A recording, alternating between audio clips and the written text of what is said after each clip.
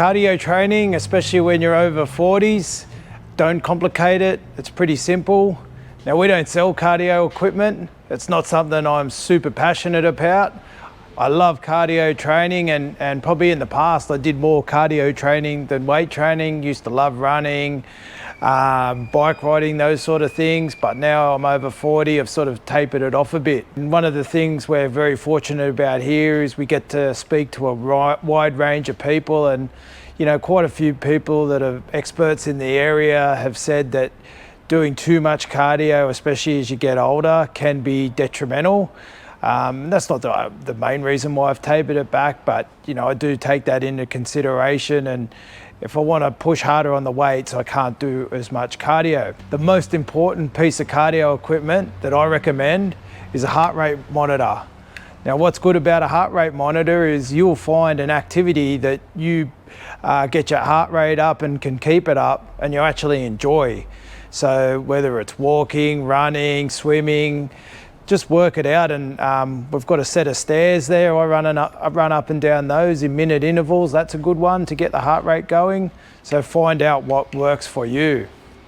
Now, these are probably my favorite cardio implements. Now, the most underrated cardio equipment is the old Humble skipping rope.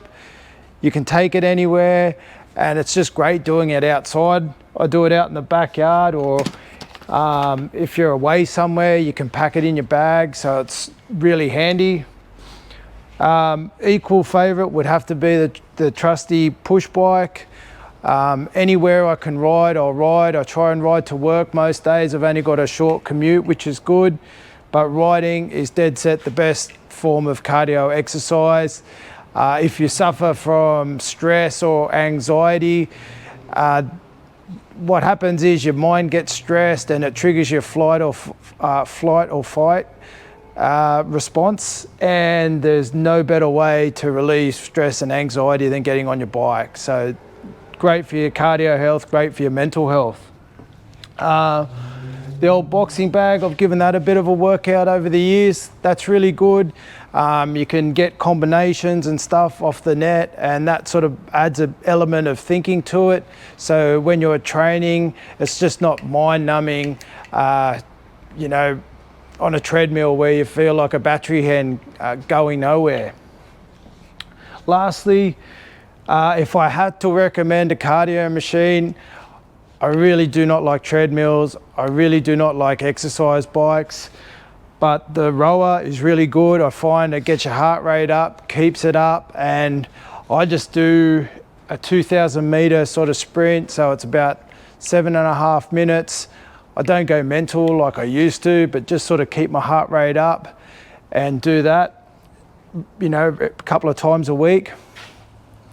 And lastly, probably the best thing I can recommend, and a little bit of a hack, is a lot of people in the industry are recommending that you do 10,000 steps a day minimum. And yeah, I can't recommend walking enough.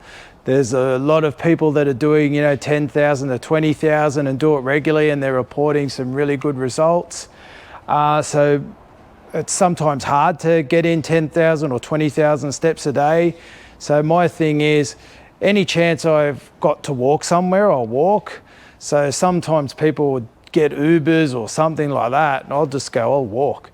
And once you sort of get into the mindset of that and start learning to appreciate your surroundings and de-stress, you'll soon like to love walking. And it's a really easy, low impact way of moving and getting some extra work in. And the way I like to think about it, I call it sort of cumulative cardio.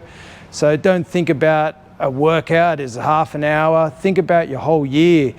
And if you can add these little short trips, they all add up over the year, and you'll get a lot of extra work in for very little effort.